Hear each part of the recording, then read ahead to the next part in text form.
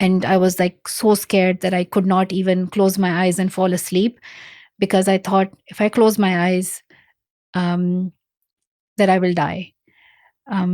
I thought, if I were to choose between two options, whether to live under the Taliban and be silent, or if it was, just to speak out, and even if it mean a threat from the Taliban, but some change could happen, I would choose the latter. I mean, with the attack, it sounds like the Taliban had come across your blog and aware of your speeches and your activism. Do you think they saw you as a threat because you were starting to gain momentum? Were you starting to have an impact and they noticed that? Or was it a way of displaying power? Like, Yeah. how have you reconciled that? I, could not be silly. I could not do normal things. I was not binge watching some like sitcoms. I was not being able to make friends at school. I was too shy, too awkward, and at lunch. Before that, were you worried that you'd be attacked? And did you fear being attacked when you were being an activist through the blog, these conferences, speaking? Were you scared that that could ever happen and that could be a possibility? Would that ever cross your mind? Before we get into this episode, just wanted to say thank you. It's amazing because you say that the situation made you that way, but obviously there were other people turning down the activism, yet you felt like compelled to stand up for your fellow friends and fellow girls. I thought, if I were to choose between two options, whether to live under the Taliban and be silent, or if it was, just to speak out, and even if it mean a threat from the Taliban, but some change could happen, I would choose the latter, because I wanted to see things change, because I wanted simply a different future for ourselves. And it's really hard to tell, if it was the voice of like one activist who changed something or not. Like so many people were involved. There was a whole civil society who were advocating for bringing peace and for like speaking against the Taliban's restrictions. Then this military operation was done. We returned we became internally displaced. And then the summer of 2009, we returned to Swat Valley and we restarted our lives. So many schools were bombed, so many police stations and different like political officials' buildings, and so many things were like damaged. There were suicide attacks. People had lost their loved ones. So our area, Swat Valley, which has been known as a place of tourism, and it's known for its beauty, and it's called like the Switzerland of the East, became like a place of terrorism, and it was now this like war-torn area. So we had to then rebuild it, and I knew that it was not just groups like the Taliban that we have to stand up against, but we also have to talk about the mindset, the mentality that still exists. It does not have the like a name. It does not necessarily is in the shape of an armed group, but the ideology is there, and we have to stand up against this ideology that do not see women as equal humans and that deny women and girls their rights. So my father and I continued our activism, but we just thought that the Taliban were gone.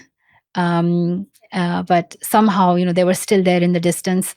And and then in 2012, at age 15, I was attacked by the Taliban. Before that, were you worried that you'd be attacked? And did you fear being attacked when you were being an activist through the blog, these conferences, speaking? Were you scared that that could ever happen and that could be a possibility? Would that ever cross your mind? Yes, I had these thoughts many times. What would happen if a Taliban gunman shows up and tries to attack me? But I was more worried about my dad. I just had this little hope that maybe they would not attack a girl. They would not attack, a 14 or 15-year-old girl.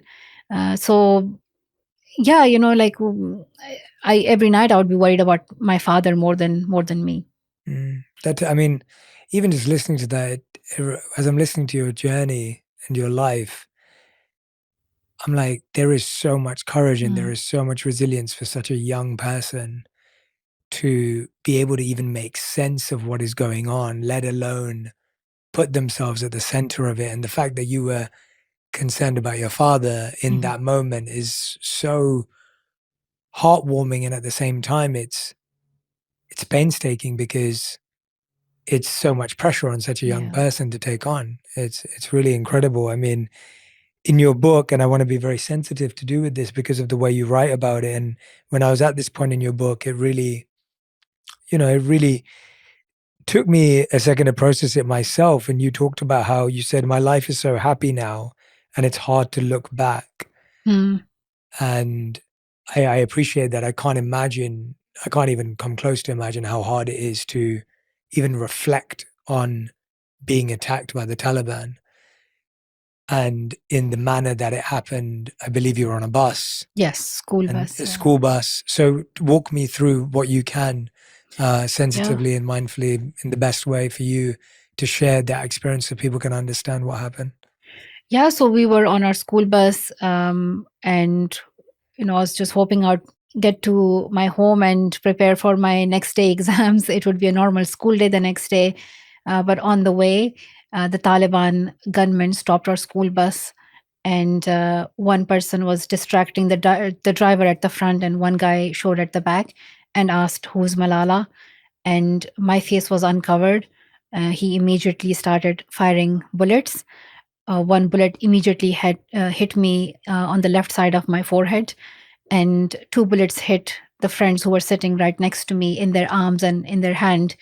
I do not remember the exact incident, and this has been my answer so far. I have like many like memories in my head, but I sort of have told myself I do not remember it.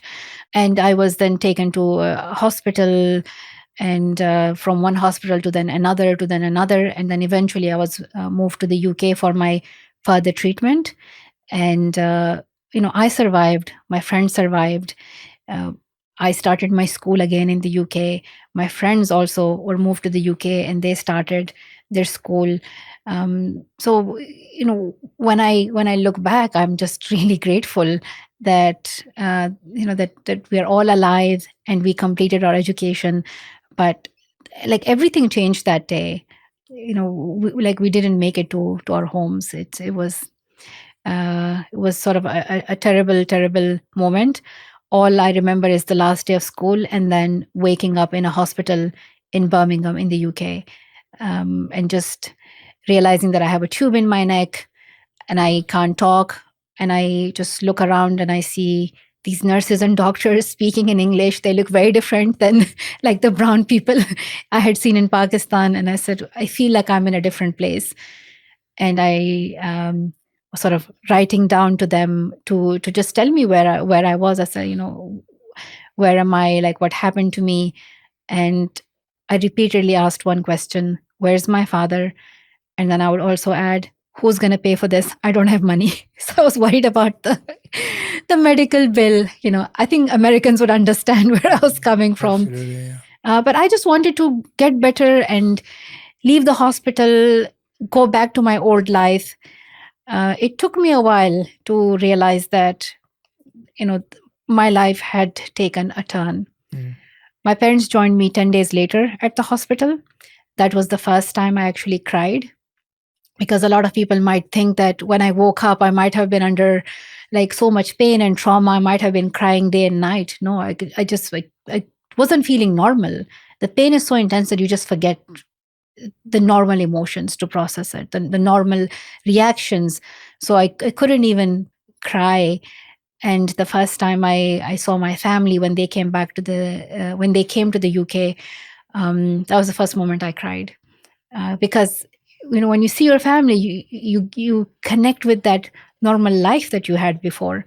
So and then before I even realized, I had like a few more surgeries to go through, And then, they said, okay, we want you to do this like interview, and we want you to give this speech at the UN, and we also have this book offer, so it would be good if you can sign the book offer. So, and you have to start school as well, because we don't know when you can go back, but you should start school in the UK. So I joined a new school, and this is this like new pathway that my life took. To be honest, like in my heart, I thought this is all temporary. Like this is all temporary for now, because we are going to go back to Pakistan as soon as possible, and we will have a normal life. I just had no idea what was out there and what had happened. So like the first time when I learned about the response from like people around the world was when this a person from the hospital brought a basket of cards and letters, and I'm like reading cards and letters from people around the world, like US and Japan and India and Canada, and I'm like, wait a second, like, do people know about me? And then I like looked at sort of news on Google and all of that. I was like, wait a second, wow, like this is truly an opportunity, because people have heard my story, but maybe I can bring attention to the stories of girls around the world. So I started Malala Fund as well at the time, an organization I have dedicated to girls' education. So before I knew it, like everything had switched. Now I was sort of like the lead activist. My father was following my footsteps, and I was like helping my family as well. I was doing a book or speeches and things like that to help support my family, and I also had to be a student at the same time. I mean, a lot. Yeah, even hearing about it, I'm just like, I have no idea how you carried all of that. In the middle of all of this, you sort of forget that you are 15 and you're supposed to be a girl. I, could not be silly. I could not do normal things. I was not binge watching some like sitcoms. I was not being able to make friends at school. I was too shy, too awkward, and at lunchtime I would just say, okay, I hope I can like sit next to a friend. At least I can pretend like I'm sitting with somebody, and I don't want to sit alone.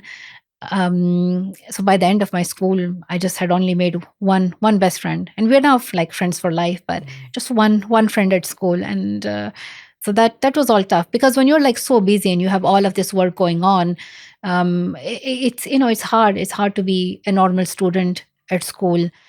I mean, with the attack, it sounds like the Taliban had come across your blog and aware of your speeches and your activism. Do you think they saw you as a threat because you were starting to gain momentum? Were you starting to have an impact and they noticed that? Or was it a way of displaying power? Like, how have you reconciled that? So the Taliban issued statements after the attack, and they said many things when I survived, that they did the right thing, that I was somehow promoting an anti-Islamic ideology by simply asking for girls to be in school. And they said that they still see me as that disobedient person that needs to be punished for speaking out. So they have like repeatedly created these fabricated narratives, these false narratives, calling what I do as like un-Islamic or all of that. I mean, like learning and education is a core part of Islam. I wish sometimes that they read what they're preaching. Like if they read more about Islam, they will learn that the most important thing is actually seeking knowledge and learning. And there's nothing in the religion that says a woman or a girl cannot learn. So how can they make up these new rules by themselves? It's just simply patriarchy and misogyny. It's they try to use religion as a cover-up. Exactly.